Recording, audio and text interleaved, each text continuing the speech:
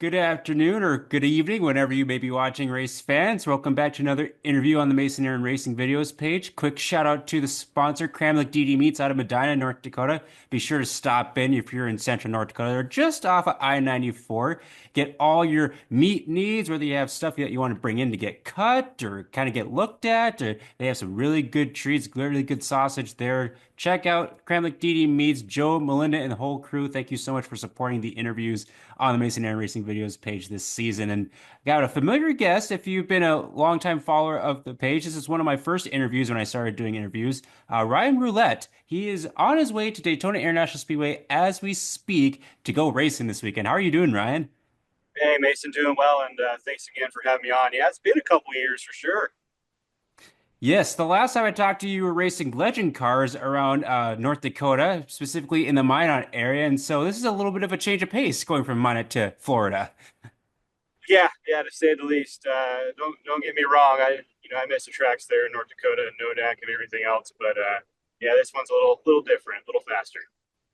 Just a little bit, yeah, and warmer, thankfully, than what it currently is right now. Absolutely. Because I was actually just in Daytona Beach, Florida for a few days running a half marathon, and I came back yesterday, and today the air temperature was -10, so nice 90-degree difference in the span of 24 hours. I do not envy that at all. You can you can keep the -10, my man. Yeah, it's sad when it's like, it could be worse. So I was like, it was not awful, and I was out doing my normal day-to-day stuff, and so life goes on up here in the north. Yeah, absolutely. It's I mean, shoot, early February and only -10, you're doing all right. So hopefully North Dakota doesn't get that spring snowfall this year, and you guys get out of there with smooth sailing.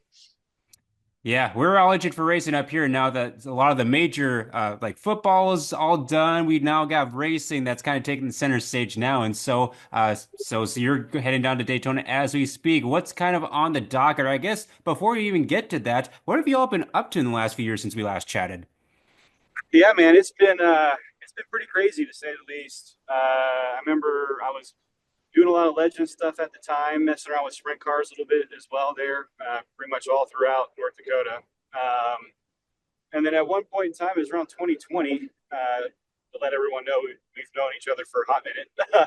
But around 2020, I transitioned over to late models on asphalt, kind of in the California region, and that was doing pretty well, and we were putting down some good runs out there. And next thing you know, in 2021, the fall, I'm at Phoenix for the final race of the season in ARCA. And ever since into 21, it's just been pretty much all ARCA from there. And then this year in 2025, I think we're going to run 6, 7 ARCA races, and then we'll be making our Craftsman truck debut this year. Yeah, that's awesome. That's awesome that you get the opportunity to race at such a high level of motorsports, especially here in the United States, and especially going from like something that you're racing like a small legend car to like these big scale stock cars. I'm sure that was quite a bit of an adjustment to do that. Yeah, absolutely. It's when I was in North Dakota and I got back into Legends, it was just trying to find something I could do that was economical. I could do it very easily and not spend a ridiculous amount of time on it. And like all things in racing, you still spend a ridiculous amount of time on it, whether it's a legend car, sprint car, whatever it is. But no, it's been excellent to be able to have this growth, and it was almost 20 years in the making of racing to be able to finally get up to this opportunity and be in a position to be able to race at such a high level and have great support from our sponsors to include Bellator, Kearney Academy, and VFW. The Veterans of Foreign Wars have been huge to help us get there.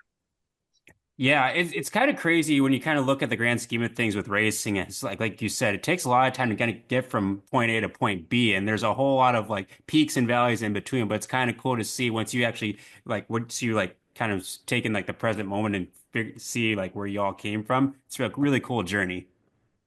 Yeah, absolutely. It's different these days. My son's 7 now, and he's been racing now for 2 years.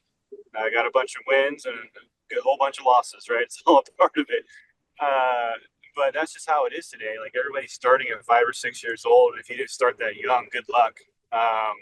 So I'm definitely in a slightly different breed of folks. I started a little later in life, late high school, if you will. But in the end, just a lot of drive, determination, and never in a million years that I think I'd be running Daytona for the second year in a row. If you would have asked me that 6, 7 years ago, but as I was in North Dakota, just happy to be in a legend car. No way in the world would I thought I'd be here today. Yeah, and like kind of keeping track of like people that are kind of going out beyond from like North Dakota area. I know there's a couple others that have been like dabbling their feet into ARCA racing too, and I think they're going to be racing this weekend too. So it's cool to see kind of like racers from our area get some national exposure, so to speak. Absolutely, yeah. I know Bryce Hausberg will for sure be here. I saw his car; he just posted it. He's a student at NDSU, and he's got NDSU on the hood there, so it'll be a Bison car, which is it's pretty awesome. It's gonna be awesome Yep. to see it out there. Yeah, and I don't know if you've been keeping track of all the legend racing in the last couple of years up here, but it's kind of exploded. So we've got a lot of legend drivers around this area now. I've noticed, yeah, the car counts are huge. I saw the Martins are still doing pretty good overall, and yeah, I don't remember seeing that many legends. That's for sure. Yeah, it's crazy up here, and I'm sure it's going to continue for several years. And I think we got the Legend Dirt Nationals coming up at the end of the year up in Minot, so that'll be interesting to see how many folks come around from across the country for that race. Yeah, absolutely. They're point systems. If they want to compete, you got to compete with the best, and the best right now in the INX world or on dirt is definitely North Dakota.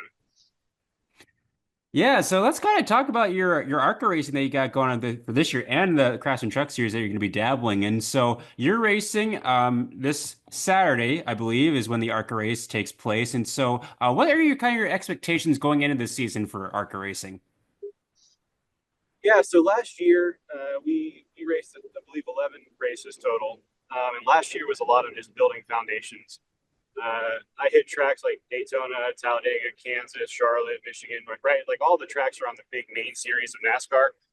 A lot of what we were trying to accomplish last year was just getting a feel for all of those different tracks. As any racer will tell you, even in North Dakota, Minot's way more different than Dickinson.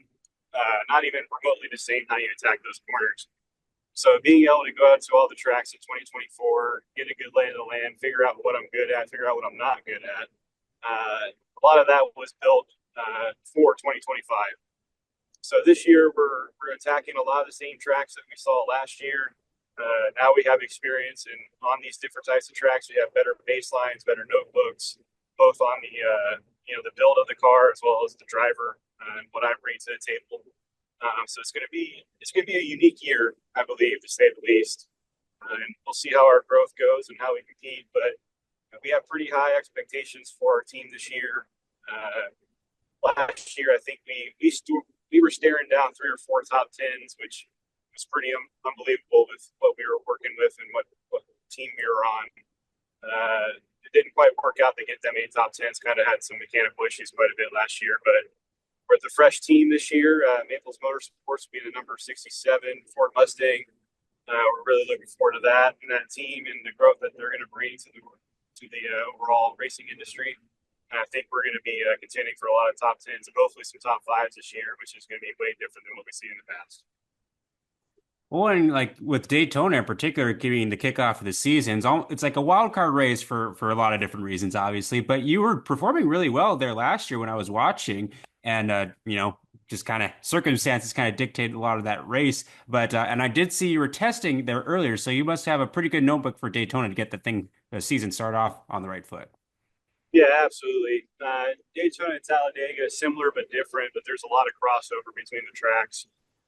Last year we ran both races, and like you said, we were a little bit of circumstance, but we were running up front for a while there at Daytona last year, and being able to take kind of our baseline setup from 2024, bring it to the test this year in 25, and just kept finding more and more speed out of the car. So I think we're going to be in a real good position this year with what we're bringing to the track and what it can do and what it can't do, and being able to strategically place ourselves where we need to be throughout the race.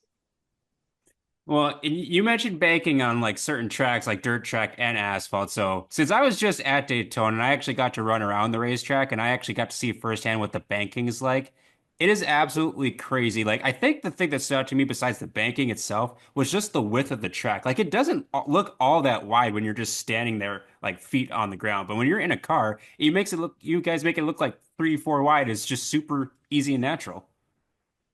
Yeah. The banking definitely catches people off guard when they see it in person. The TV doesn't do it justice. There's often where you'll see people go up in turn one and two or three and four, and they want to go up to the top, and they're basically trying to bear crawl up a mountain to get to the top of it. It's usually pretty funny to see. But yeah, it's gonna be exciting. I know that much for me, and I know you just crushed it and got it ready for us. The 24-hour Daytona went out there, laid some rubber down, and you went down, laid some different type of rubber, if you will, and we're just looking forward to getting down there and getting after it. Yeah, it's been beautiful weather the last couple weeks from what I've seen, and hopefully you get some good weather down there to kick off the season right on Saturday. And I believe that's at noon Eastern and 11 Central. So if you're wanting to tune into the ARCA race, that's when it's going to be taking place down at Daytona. It's Saturday the 15th. Yeah, man, So absolutely. as far as your other races on the schedule, is there a certain race that you're looking forward to the most this season in 2025, whether it's ARCA or on the truck side? I know in the ARCA side, I am a huge fan of Charlotte, so we're looking forward to hopefully getting down there this year and seeing what we can do compared to what we did last year.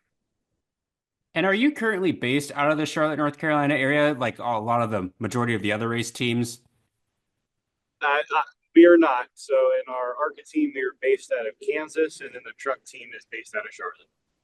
Gotcha. Okay, so you travel quite a bit regardless of who you're working with or who you're driving for throughout a season's time. Yeah, absolutely. Lots of moving pieces to say the least. It'll be a lot of learning along the way, but thankfully, I'm with two great organizations that'll get me as prepared as possible, studying SMT data, getting some sim time in, and trying to show up in the best condition we can to be able to attack the track the best we can. Yeah, kind of talk about that when you approach like a race, just a normal race weekend. Like how much prep time goes into that, whether it's like, eating right or strength and conditioning, what all kind of goes into a typical week for Ryan? Yeah, absolutely. So Mondays is usually a team film study night. So we will go over previous races and see exactly what happened, the last year. It definitely helps if I was in that race. So studying Daytona, we can go back and look at the film from last year, what we did well, what we didn't do well, how could we manage the race differently. Um, hey, there was a caution here. Some guys went in and hit it, and we didn't. Should we have gone in or not gone in? So we usually take Mondays to study that. Tuesdays is usually like my last heavy cardio day for the week, and of course, diet throughout the whole thing. But last heavy cardio day is typically on Tuesday. Wednesday is typically a sim session mixed with SMT. So we'll go study what guys are doing the previous year, kind of study the folks that we're going to be racing around or expect to compete with. As you know, locally on the dirt track, you can go study the guy that's in first, but if that's not your driving style or that's not how your car is going to handle overall, like, hey, at no DAC, I'm going to run the bottom line. That's where I'm happy versus the top. Like, I'm not going to look at the guys running the top if I know that I have a car set up for the bottom. So we'll study the SMT data, prepare for it, and get into sim. And then Thursday is kind of a cleanup day of something that we want to re-attack. And then Friday, here we go. Wow. So, I mean, there's a lot of stuff that probably race fans don't even think about behind the scenes. It's kind of just like, all right, you put the car in the trailer and you just show up to the track and you maybe get a practice session, qualifying, whatever else. But there's a lot of like back behind the scenes work that's a lot of that can consume a lot of time throughout a day and a week. Yeah, absolutely. It's definitely a full-time gig if you want to be able to compete at this level. Unfortunately, I don't compete full-time, so when I get an opportunity, we put everything we can into it and do the best we can overall. But I think the key thing is, when you race locally, it's typically you and your buddies in your garage or your shop doing the best you can with what you have out there on the weekend, right? And often you'll have one person that may fill multiple roles. In the world that I'm in right now, it's typically you have a crew chief, you have a spotter, you have a car chief, you have an engineer, you have a driver, and everybody's focusing on what they're there to focus on. As much as I'd love to be in the shop turning wrenches, that's unfortunately not what I'm there for anymore. My job is to keep sponsors happy and make sure we keep those relationships and partnerships strong make sure my physical fitness is there, make sure I'm ready to drive the car, if you will. So that's my aspect, and that's where I focus my time. Where other guys would focus on cars or marketing or PR or whatever the role is at the time. Well, not in one aspect, the more I think about it, it's almost like better that way. It seems like because you can get like so stressed out with all the decisions that you could possibly make, whether it's set up to the car and it's just like, oh, what about this, like marketing opportunity or things like that. So it's kind of nice to just, kind of have a set of objectives for you to focus on. Oh yeah, absolutely. It's still long hours, but I will tell you, running back in North Dakota and Iowa and whatnot, where you're the crew chief, you're the car chief, you're the all the things, right? Like those nights get real late, but it's all that hard work that you do locally as you're building your repertoire and your tool belt of what you can and can't do, both with the car, mechanically, but as well as on the track. But it's all the local stuff in the grassroots racing that builds up over the years that hopefully, if you're as lucky as I have been and blessed as I have been to be able to go to the national stage, it all helps in the end. Yeah, yeah. The roots of your racing background come in very handy, especially when you get up to the national level. So I can definitely see the hard work that you've been putting in to get this opportunity with your rides that you have in 2025. When you're not like going to on one of these off weekends, when you're not going to a race, what do you do on those off weekends? How do you stay busy? My son races, those are the weekends where I go back to grassroots, and I'm the crew chief. He doesn't have a spotter, but the push truck. I mean, I do everything. My wife and I. So we definitely get our grassroots racing on the weekends. Unfortunately, we're not as well off as Kyle Busch and Brexton Busch, where they have a whole team to manage that, and instead it's just my son and I and my wife, and we do the best we can, and go out there and try to race as much as we can. And it's what we do. If we're not at the big track, we're at the little track. That seems like a pretty fun life to kind of have a mix of both national scene and kind of going back to local grassroots stuff. That would be fun to do. Oh yeah, absolutely. And it's sometimes nice just to be dad at the racetrack. Yeah, you don't have to worry about a whole lot of other things. You can just kind of focus on just like spending time together as a family and bonding that way. I could definitely see that. Oh yeah, absolutely. Though I will say that my little man makes the A main and he's on the pole or in second place. He's about to start a race. I'm definitely way more nervous than I am in the car. But it's a good nervous. It's an exciting nervous. So people ask me this with running a lot of times. So like they ask me if I get nervous before running, and I do get nervous before some of the long runs. But then once you get going, like the nerves just go away. Is it similar in racing, or do you kind of still get nervous at points behind the wheel during a race? Yeah, it's similar. Once they basically say drivers start the engines, whoever gets the honor to say that, that's typically when things start to fade away. But leading up to that, you're yeah, nervous is the best way to put it. You got a lot of things on your mind, and you're cycling through your head, different scenarios. Who's starting around you? What you're going to do here? What do you think about this? Look out for this turn. Hey, there's a bump here. So all those things are kind of going through your head, a lot of noise. But once you fire that engine up, it smooths out and it's game time. Yeah, it's kind of nice. Like racing is a fun, nice sport to kind of be like, once things get going, it's kind of like fight or flight. You kind of just go with what you see ahead and make the best decisions you can from that. Yeah, absolutely. Kind of like with your running, right? I've always heard of the runner's high. Like once you get in that groove, you get that momentum, you just cruise them. So it's similar in that nature, but maybe a little faster. So, Just a little bit faster for sure. Well, before I let you go, I wanted to give you a chance to talk about a couple of your sponsors. I know VFW in particular. I know you do this thing where you bring a veteran to each one of your races. Kind of talk a little bit about that. yeah, so we've been with the VFW now. This will be our third season, which is absolutely amazing that they've continued to partner with us and we're continuing to grow the program. But one of the big things that we do at every race is we bring local VFW members to the racetrack. But of those members, there's always one that would be our honorary pit crew member. So I'll sit down and get to know them specifically, what their background is, their history, kind of learn about what they did when they served, And then I usually start to mess with them a little bit when I tell them, like, hey, by the way, you're going to be on the pit crew. I'm really excited to have you there. I know, like you have a bad knee and you have some other stuff going on. Like, don't worry about it. You're going to hop over the wall. We'll give you a pit gun. You'll change the tire. You got 12 seconds. You figure it out. We'll be fine. And usually about that time when their jaw hits the floor is when I let them know, like, hey, don't worry. You're just going to lower the sign to let me know where to stop during a pit stall. We'll be okay. It weighs like 5 pounds. But no, it's been a lot of fun to work with them and bring them out to the track and really boost camaraderie and really trying to show people that the VFW here in 2025 is not your grandfather's VFW. They got a lot of big initiatives going on at Capitol Hill that they're basically, even though they may not be serving in the military currently, they are still serving our veterans and our veteran community overall. Yeah, that's awesome to hear, and it's great that you're getting to know a lot of these individuals that are kind of going through some of these things and promoting such a great cause too. And so I could see nerves kind of hitting up right there when you're talking about pit crew. I'd almost be more nervous being a pit crew member than maybe being a driver, to be honest.